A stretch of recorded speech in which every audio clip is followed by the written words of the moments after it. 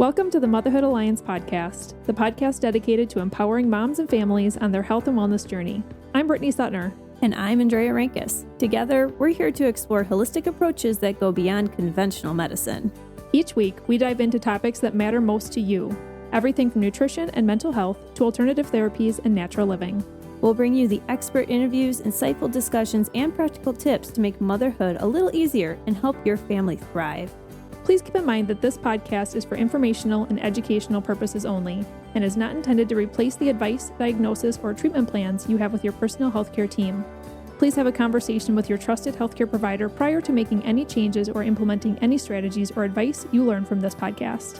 Whether you're a new mom navigating the early stages of parenthood or a seasoned pro looking for new ways to support your family's well-being, you're in the right place. Here at the Motherhood Alliance podcast, we challenge the status quo, ask the tough questions, and offer a supportive community for moms who want to make an informed, holistic choice. Thank you for joining us on this journey. Let's get started. Hi, we are Britt and Drea from motherhoodalliance.com, and we are excited to welcome you to a new 4-episode series with Betsy Wischer, a board-certified nurse practitioner who is doing some really important and cool things in women's health in Northeast Wisconsin. Betsy has a background in labor, delivery, and the NICU, and now owns WishLane, where she focuses on supporting women through everything from hormone shifts to pelvic floor concerns, especially during perimenopause and menopause. What we love about Betsy is that she doesn't dismiss symptoms, minimize concerns, or tell someone that their symptoms or discomforts are just normal aging and that they have to live with it. If something feels off, she takes it seriously. Outside the clinic, Betsy is a mom of 2, she's married to her middle school sweetheart, and she loves unplugging through hunting, reading, crafting, building Legos, and more. We're excited for you to learn from Betsy. She is so fun, and you're going to love her in these episodes. Let's get started. Hey guys, welcome back to the Motherhood Alliance podcast. We are back here with Betsy Wischer. We are super excited to have you back here, Betsy. Thank you. We had an awesome episode talking about your story and what WishLane is all about, but perimenopause was our topic. And we're going to kind of dive even deeper into that in this episode. We're going to also dive a little bit deeper into pelvic floor and also intimacy as well. So just a little disclaimer here, we might be talking about some more adult topics. So if there's little ears listening, you may want to just consider that, pop that earbud in instead. But first of all, walk us through those hormonal changes of perimenopause. Like, what does normal hormone flow look like before it happens? And then, we kind of talked about how it can be fluctuating greatly during. And then what does that end result in menopause look like? Yep. So we have so many different hormones that are cascading. And even before perimenopause, they are rotating and cycling. Like, that's how we get our cycles. So your estrogen's changing, your progesterone's changing. That's how your body knows when to have a period and when to get ready for baby. Like, that's normal. What happens, though, is that those numbers start to decline. So even when they do cycle, we're not hitting the same peaks, but now our lows are even lower. So progesterone and estrogen start to dip out of the conversation 30s. Testosterone can vary, honestly, because in our teen years, depending on how active we are and stuff, depends on how high we get that testosterone. If you're somebody that's a gym rat, you're naturally going to have a higher testosterone anyways. But I would say every woman that we come in and have tested, their testosterone's still suboptimal. So you have some, but it's not going to be enough to actually do the job of what you'd like it to do. While you're going through perimenopause, again, those lowers just get even lower. We don't get back up to the normal highs. And then menopause, it's off. Like, they're gone. They have completely basically exited the conversation. How we decide that with lab work too. So with your estrogen, we know where our optimal range is. We know that once that leaves, then we don't have those cycles anymore. We can confirm that on lab work with your FSH, or your follicular stimulating hormone. So your ovary is going to send out a signal to release an egg. Well, once we're out of eggs, it never gets that negative feedback to stop sending that signal. So that lab value skyrockets. That usually then coincides with a low estrogen. It usually drops below 10. We don't usually want it dropping below 20. So you can see right there of, okay, if we're suboptimal, that's when we have the risks of heart disease and osteoporosis, brain health. So your memory, your cognitive function, all that starts to you start to see that snowball because estrogen has literally just deuces. Yeah. Toodaloo. And then your testosterone is suboptimal. Right. So now you're not recovering, you're not sleeping good. You're starting to see all the signs because now we're at bottom. Right. They're gone. This is kind of the opposite, but I feel like it's something you hear about a lot now. But what is estrogen dominance? So you can have estrogen dominant cells. So usually you hear when it comes into conversations with breast cancer, because you can have an estrogen dominant breast cancer, so they'll usually say like E2 positive or E2 negative, in correlation with doing your hormone scans, or if you choose to do hormone therapy. Studies now show that that does not increase your risk of breast cancer. It actually lowers, because if you think about, those cells are not getting that hormone feedback, so then they dysfunction. Oh, and then that causes... Yeah, and that also plays into like the pelvic floor and all the stuff we're going to talk about, because it's like estrogen supports vaginal tissue. So when we lose estrogen, that tissue doesn't know how to function. It's never getting that receptor feedback. So what does it do? It shuts down. So then it dysfunctions. So it doesn't stretch. It doesn't have the elasticity. It doesn't have the lubrication. It just doesn't function like it used to, because that's all hormones. Testosterone, if you don't have enough of it, you can't build muscle. Best indicator of longevity in life now is how much lean mass do you have. So cardiac testing aside, BMI aside, how much muscle, how much lean mass do you have on you is going to be a better indicator of your longevity, because it's also protecting your bone structure. Yes. After 30, it's really hard to put it on because we lost the hormones.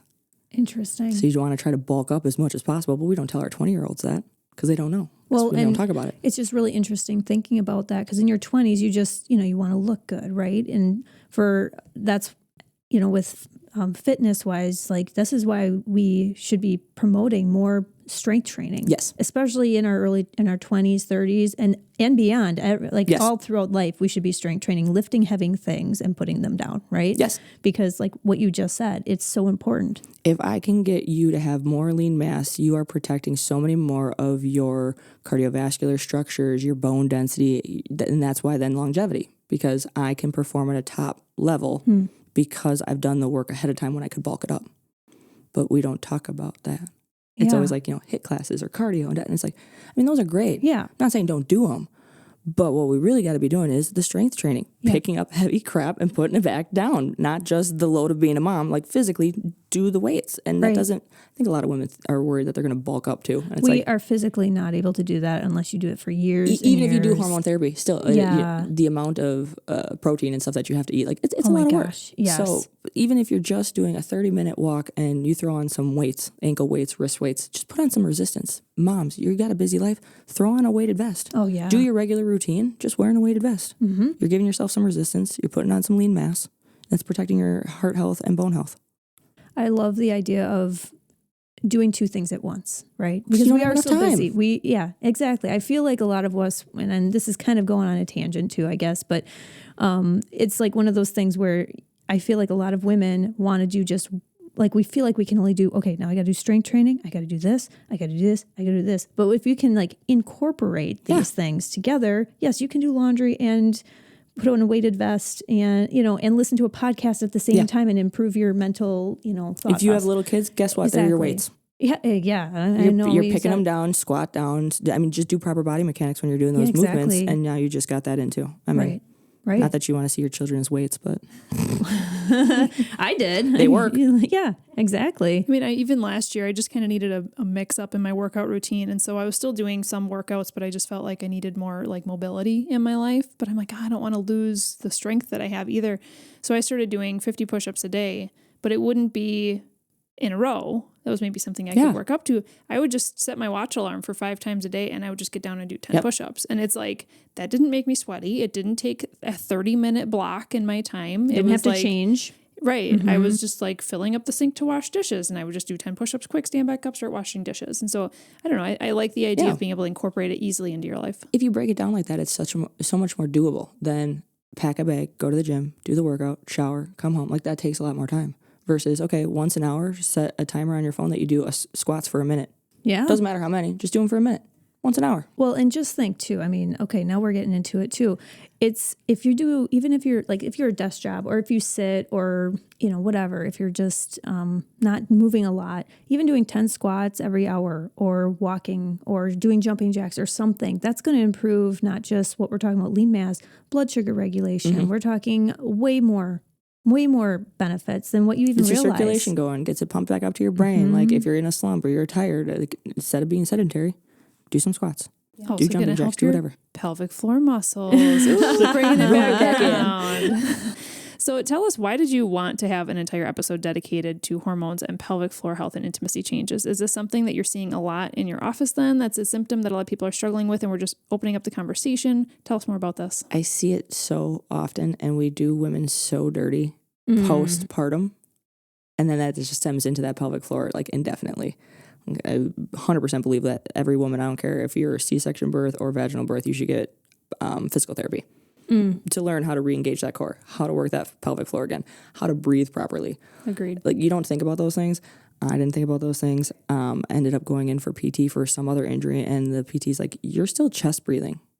Because I had been pregnant so many times over the last 5-10 years that I was still doing it even though there was no child. Well, and you're like, well, what's wrong with that? What are you talking about? Yeah. Well, the problem with that is that I'm not engaging my core, and I'm not getting my pelvic floor involved with my diaphragm to do that proper breathing.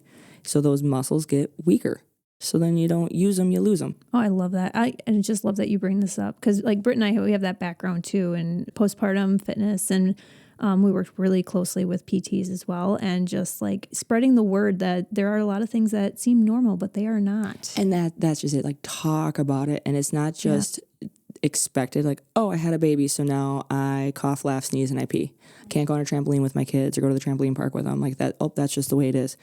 No, it doesn't have to be. And that pelvic floor is a huge component then of sexual health and wellness too, because if you can't get that muscle to properly engage and relax when you want it to, intercourse can be uncomfortable. Nobody wants to talk about that either. And it's like, we need to talk about that, because the amount of women that I have come into the office and are told, just use some lube. Okay. You basically told me to put lube on sandpaper. It doesn't fix the problem. And then the woman thinks that there's something wrong with her. Like, I hear all the time, I love my spouse. I want to be intimate with them. But now they almost have a trauma response because intercourse has been painful. And so you can get like that spastic pelvic floor that literally is trying to protect you from that pain, and it clamps down. So now not only is intercourse itself this whole mental game for women, but now you have that backlying thought of it's going to hurt. Yeah. So then you brace. Mm-hmm. Then you're tense. You're tight. Well, now, of course, it's going to hurt. Yeah. So trying to, it's a mental piece, it's a hormone piece. And like looking at that full picture, it's not as simple, let me give you a pill. Because I know, whether you guys know it or not, a new pill just got FDA approved for libido for women. One, it ain't cheap. I imagine Shocking. not. Shocking. Yeah. I'm not a big pusher of there's a medication for everything. Kind of thing like, oh, let me give you a pill for this symptom. And then a lot of times give me a pill for another symptom or side effect. And we just go down this rabbit hole. Some of those pills are great options if they're hormone-based. Like, nobody also thinks it's mostly estrogen when it comes to sexual health and wellness. Everybody thinks it's testosterone because we think of our male counterparts.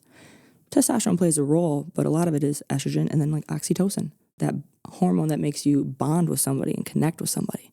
You need all those pieces. So if something's missing, it's not your fault. Yeah. Like, it's literally the female version of erectile dysfunction. You want to do the thing, but just because I want to isn't going to will it into working. Yeah. It's a whole mental piece, and that mental load that women carry in general that also plagues our sexual health and wellness. It's really hard to disconnect and focus on what we're attempting to do.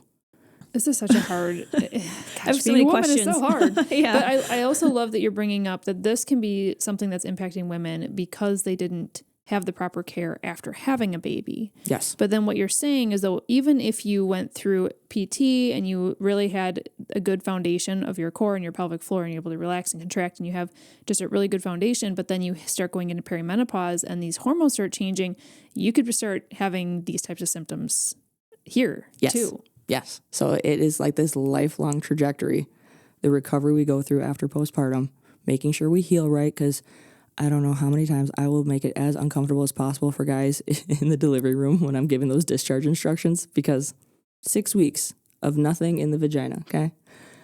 I don't need to tell the mom that. Oh, yeah. She's like, she's like, can we extend that? Yeah, right. Exactly. So I'm not making eye contact with him. I am making awkward eye contact with the husband going, hi, hey, this is for you, homie, because she's not the, she's not going to, yeah. So it's nothing in the vagina for 6 weeks, okay? That's fingers, toys, tip. I will make it awkward and because I need to hit this home. This is for her health and wellness. We need time for that tissue to recover, to come back together, not be traumatized, and not have you bugging her. Like, for Pete's sake, just wait. Because hormones then are too also cascading and fluctuating after a baby. So there's so many pieces. But just wait. And we need that 6 weeks to truly heal. Yeah. And if you give that, then it also gives the pelvic floor time to figure itself out, because it just got the biggest workout of its life, stretched and expanded, and now it's trying to pull back together. Same with abdominal muscles. Those get ripped apart and then come back together. Right. Like, there's so many pieces. It took you a year to grow that baby. It's going to take a year for things to come back together. At least. Yeah. Give it time, and don't put pressure on yourself, because now you're a mom too. So add that to the load. Yeah, no kidding. Wow. So heading back into the perimenopause piece of it, though, what are some of the common changes in this arena that women are noticing? So you've kind of mentioned like your libido might get lower because of the hormone changes, more dryness. Yep. Right? Is there anything else that people should be looking out for? Tissue laxity. What does that mean? Like, what does that feel like? Shannon and I just had a conversation on one of our go lives. I'm like, this is going to go so sideways so quick, because nobody wants to talk about it. Okay. You go to have intercourse with your partner, and we've all been there. We all know it, that they try to initiate and tissue is getting pulled in with. Okay. The labial laxity can make a huge difference in just being able to be intimate. So, like, every guy does it. It's like, hey, I move tissue on one side. There's two sides, my friend. Like, hi, make this easier and less awkward for the female. That labial laxity just ends up creating almost like a door that is just harder to actually be intimate. So yeah, you're ready, but now it's this awkward, especially if you're with a new partner or something like that. Like, now I have to tell them that I have lax tissue and that I need things moved or adjusted so that it's comfortable for me to accommodate. And I don't know how to have that conversation, because nobody talks about that either. Yeah, that's true. So then you just think it's just you. That's true. I feel like that would be something where it's awkward to tell, because they wouldn't understand. No. You know, and even, which is fair. They don't have it, so they don't know. But well, and a lot of women wouldn't even know they have it either. They just feel like it's normal, or especially after kids, because let's just be real, things just don't go back to what they were before. It's just how it is. But now I don't know my own body, and I don't know how to adjust or accommodate for it to make it easier, because I'm now learning it, and now I'm trying to learn it with somebody else. But their anatomy hasn't changed, so they don't understand why it's different and why it's difficult or it's changed. So if a guy was listening to this, if a husband was listening to this, how could they support a woman through this? Would it be asking her more questions and how she's doing? Like, tell us more about how, in the bedroom. What can he do? Yeah. Literally, communication, guys. And there's so many great apps out there too. Like, if that's an uncomfortable conversation for you, because it is for most women, because we come from a generation where we didn't talk about things. Keep it under wraps, hush, hush. So now you think you're the only one, so you don't want to bring it up. If there are so many apps that will kind of give that prompt to help guide that conversation, but if you're at that point in your relationship where you can just be open and candid, just start off with, what are some things that I can do that are going to facilitate or make it easier for you to stay in the moment, not be distracted, and that it's going to be comfortable? I'm thinking too, because you're talking to the men here, right? Yeah. Like, if you're in a partner relationship where you really care about the other person, which I would think you are if you're having sex with them, right? But I would think that man would want to make sure that their woman is comfortable. Yes. They want her to want to do it again, yes. you know? So it's, and they don't always know the questions to ask, right. Or again, they don't have the same anatomy. Exactly. So they don't know, and let's be real, like, we don't do great about teaching anatomy and stuff too for our kids either, that we touch base on it in health class and then it kind of goes away and then you only worry about yourself. Right. So it's like, how do we have a better conversation and support that? Just start off by being open. And I love AI. If you don't know how to have that conversation, throw that crap into ChatGPT. There you go. I mean, honestly. And it will help guide that conversation. And then you can literally have their response, put it in, and it really just grows from there. So it at least gives you a starting point of how to initiate and be receptive without being defensive. Yeah, because it's not about the man not giving her pleasure. Correct. It's not about that. No. It's about her feeling comfortable and wanting to do this. And confident. Because it really derails the whole thing if you are thinking about it's going to hurt, or I need to move, or how do I ask that something be adjusted or changed? Right, which position. Right, yeah. or now they're taking it personal. It's like, nobody's taking anything personal. It's not, nothing's wrong with you. There's nothing wrong with him. It's just, how do we make the pieces fit together better and easier if we have a conversation beforehand? Now we don't have to have a conversation in the middle and derail whatever momentum we got going of, okay, so now tell me what the playbook is. Like, what am I doing? Like, no, that's not helpful. have it beforehand, and then it just makes everything smoother. Yeah, Well, and for we sure. will be having, we'll be having the same conversation in episode 4 when we're talking about andropause. Yep. Because guys are going to be going through some things too. And so open communication is going to be important. But before we finish out this episode, you're talking about laxity. Kegals seem to be the answer for everything when it comes Always to Kegals. vaginal health, right? Or just, there's a problem down there, do some Kegals. Kegals. We're all rolling our eyes here. I know, because Dre and I, with our background too, we're like, false. Oh, it gets us so frustrated. But anyway, we want to hear your take on, do Kegals actually play a role in this season? And tell us more. Kegels are great, but you can't out Kegel a hormone imbalance. So you can't Kegel it away. It just is what it is. Also, how many women aren't doing Kegels right? That's true. This is why we Trying see to the find pelvic that floor right therapist. Mhm. muscle group, that right movement, but then it's also strength and endurance. There's 2 pieces to that. Sure, you can hold it. How long can you hold it? And then when you go to relax, can you fully relax? So you have to work on multiple components of that. And most people, again, aren't doing the Kegels like they're supposed to because they don't know how. Versus if you do something with a pelvic floor therapist where they can tell you, hey, you're engaging it. Or some of our treatments that do the Kegels for you, like great conjunction, come in and do that treatment. Now you know what that feels like. So then when you go to that pelvic floor therapist, you are actually knowing what to engage and where it feels right. So you're doing the work correctly and actually getting some momentum from it. But there's so many pieces to that.